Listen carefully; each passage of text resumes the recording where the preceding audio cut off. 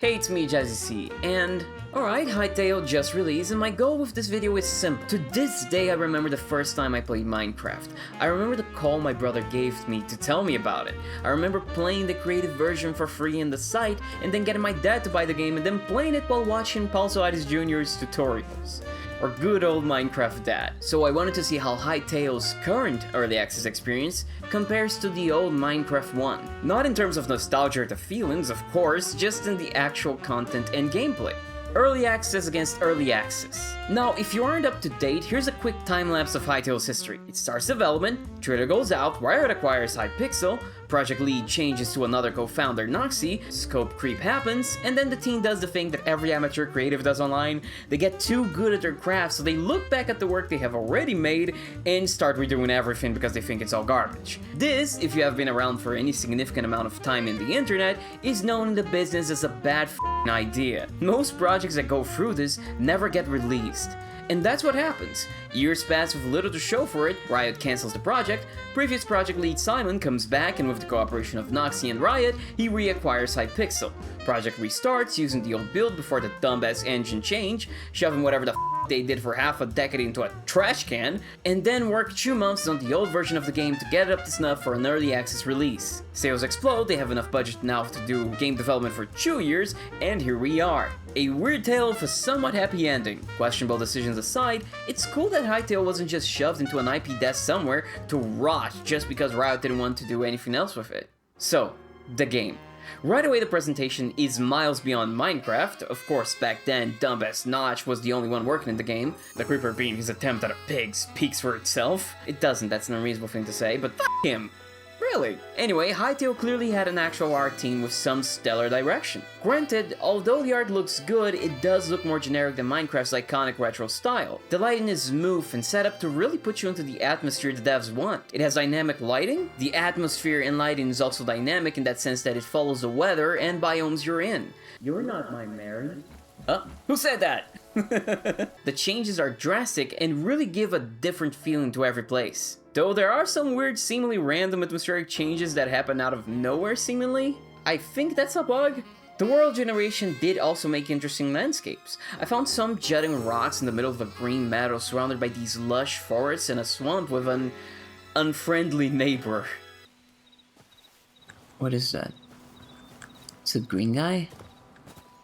Would you be my neighbor? Oh, I guess not. Those marble formations look like the perfect place for a castle, so I made that my objective. Oh, is that a temple? One of those rocks, there were even some abandoned ruins that I decided to turn into an outpost that I could use as a base while I actually built a castle. The mobs are also interesting because they actually have different behaviors. Some creatures are hostile in the way you expect, the skeletons and the goblin-looking things. Here. Oh, are you kidding me? What the fuck? Where the fuck did you guys come from? What are you? You look so weird. Cows will just stare at you, but then when attacked, will actually kick you in self-defense?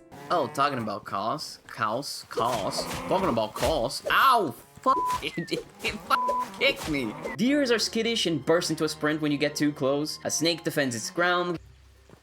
Oh, fuck. Well, a fox, when they spotted me, just yipped, or whatever a fox says, when I got close. Like, it was warning me. Overall, these different behaviors in the nature that the mod forms really does make the world feel alive. Other things that add to that is, for example, the sense of motion that comes from all the little animations everywhere. The birds that fill the empty sky, the small flourishes most people don't even realize are in the game, the juiciness, as some people like to put it, like the blocks trembling when you hit them, or how the mobs have different attacks, how your arms have different attacks. I am equal parts satisfied and amused by how aggressive the hitting in this game is.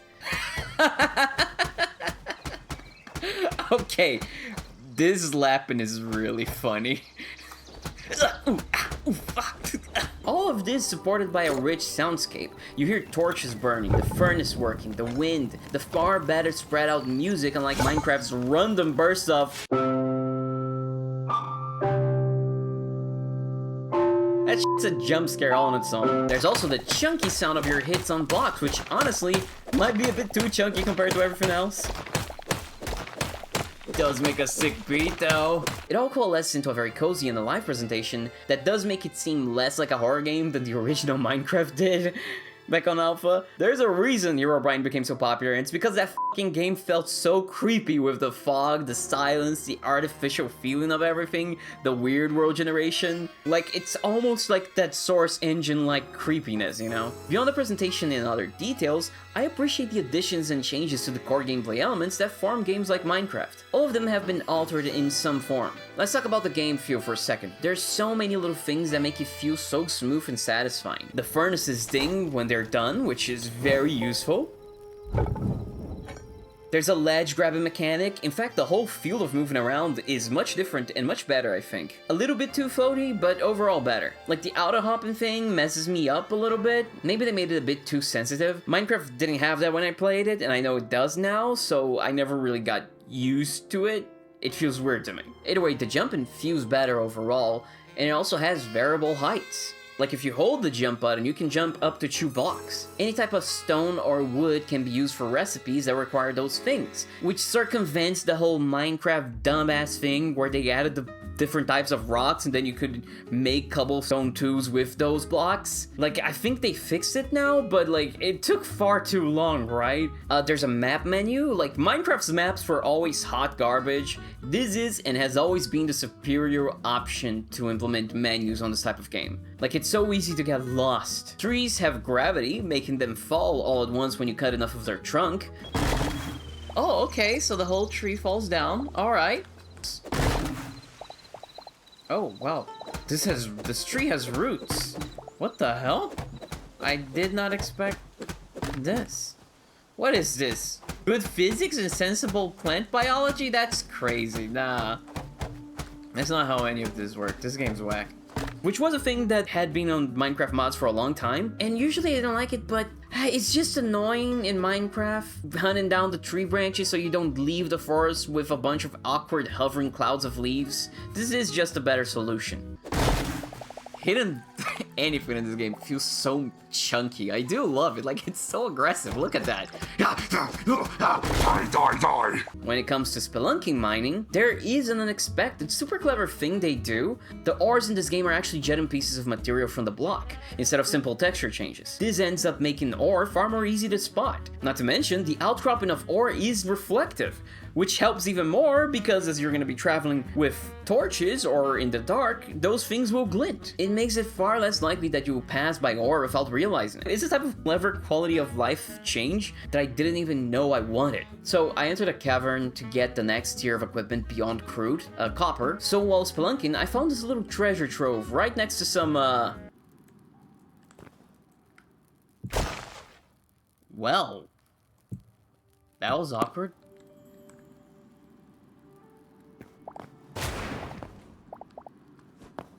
Great. Exploding mushrooms that almost killed me, definitely killed some other mob at some point, and killed a bunch of things in the past. Like, the details of the bones here are a great way to show the player that there is danger here. Shame I am beyond stupid and was like, oh, bones, me want! Aside from that though, mining was creepy with all the darkness, but surprisingly chill. I'm fairly sure hostile mob spawning is bugged right now. They seem to appear randomly at odd spots out of nowhere and all at once. Leave those there.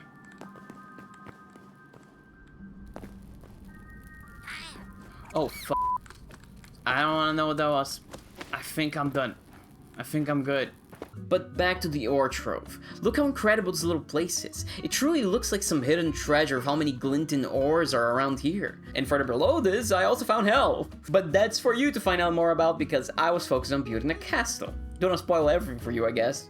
Also related to mining, the blocks you hit do keep their damage, even if you look away and don't keep hitting them, which is a thing that was already a thing in one of the other Minecraft mods, but they have ported here. I'm ambivalent towards this one. On one hand, it does make it easier when you're actually casually building and stuff, and even just mining, but on the other hand, the fact that you can be pushed out of mining something is good, because if you're in spelunking, that means you have to keep yourself safe. You can't just, you know, mine something while there are creatures harassing you. Resource gathering then brings us to crafting, which is wonderfully more involved than in Minecraft. Tools here don't disappear when they break, they remain though become extremely slow, but you can repair them by making a repair kit, though the resources used to create that means it's never worth repairing anything below iron. On one hand, I like this just because it's very silly seeing a tool disappear from existence after some use. On the other, that does mean that the endgame gets more trivialized, because you don't have to maintain a constant supply of high-end ore if you can just keep repairing your tool, that is the equivalent of like a diamond pickaxe, with some iron, right? But this is all in theory, maybe in practice it feels better, I don't know, I didn't get that far. A thing modders have discovered long ago with Minecraft is that crafting complexity can be extremely fun. Instead of going to a workbench and doing something, having a second workbench then that crafts a specific thing, which you then have to create another workbench that finally gets you the thing you want, is extremely rewarding if pulled off correctly. There is such a thing as too much complexity for the sake of complexity that kind of ruins that, but I don't think that's the case here. There are early hints of the correct type of mindset here throughout the crafting. You have more than one crafting bench for different things, a workbench for normal stuff,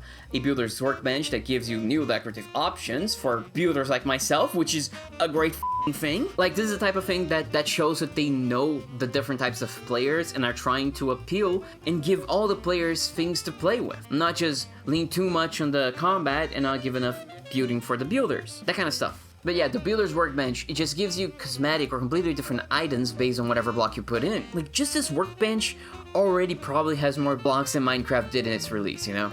You have another workbench to make armors, other for tools, another for farming stuff, which is good. Separating all these different aspects of gameplay into different workbenches has a couple cool side effects, like it makes the UI cleaner by not shoving a bunch of recipes into one place, but it also softly guides you towards understanding what you need for those specific goals and what the purpose of those items are. Not to mention that by creating different workbenches, you also require different materials, which mean you have to work for those different materials, which is great. Ow, ow, they're hurting me. There are thorns on them. More crafting. Crafting is good. Having to get different items to craft things is fun.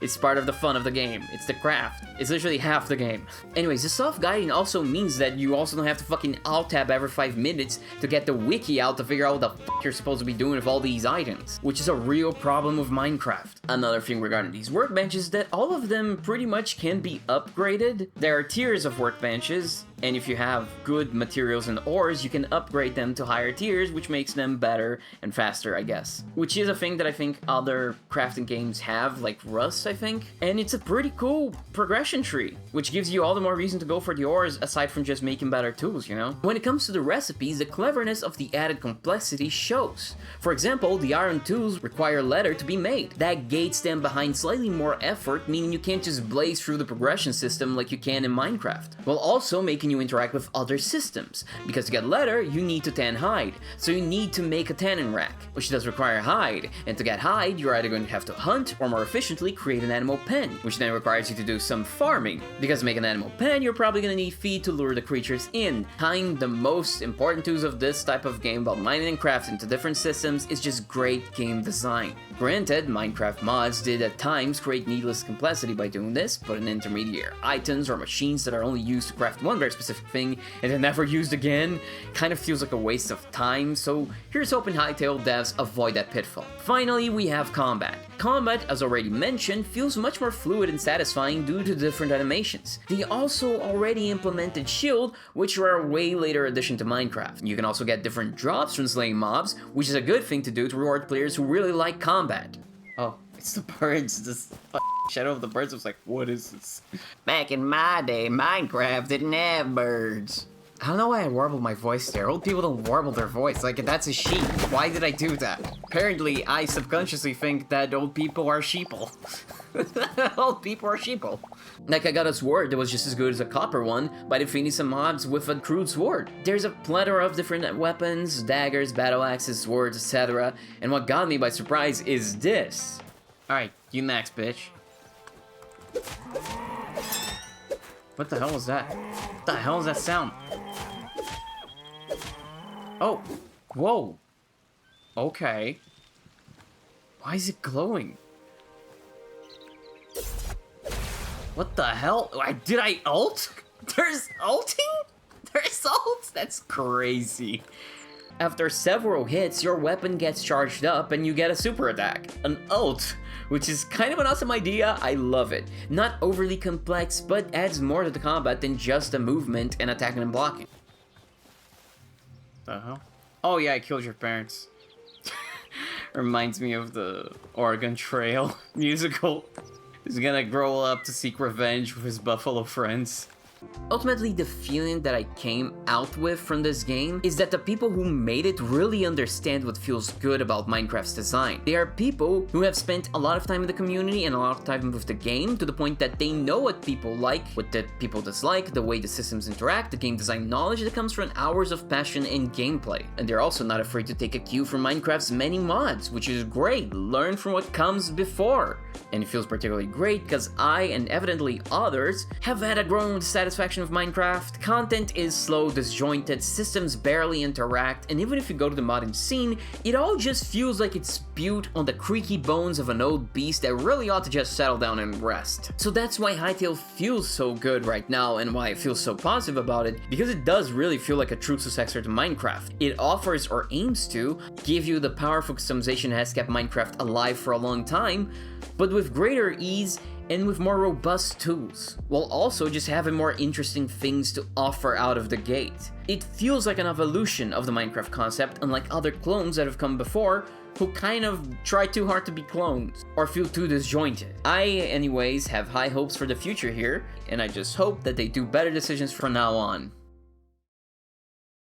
Oh yeah, I almost forgot. Before we go, let me show you my castle. So I started building and the power went out because it was raining very heavily. So when I went back into the game, came back right the same instant. It just flickered. Power just flickered. And I loaded up my save. This is what I saw. Yeah, apparently the save got corrupted, so I placed like the 4th brick of my castle and I lost all my progress. To be fair, the game does keep backups, which I could use to rebuild the castle, but I find it very funny to end the video on a, oh, the game's still in early access, you know, it's all buggy. This isn't even like the only bug I found. I could teleport through walls if I ran it then. I think the vacuuming of items that are nearby to you is also kind of broken, or at least it's tuned to be, for you to have to be too close to those items. Like I had a piece of copper floating right above my head and for some reason my character just wasn't grabbing them. Okay, now we're done. See you later. Let's eat this vegetable. Eating noises though, not as fun as in Minecraft, you know? I do miss the... Step back! We'll not tolerate drowning here. Don't worry, we're here to save the day. Also because it's someone's birthday. No! Not in the lava! No! Bitch! That's that.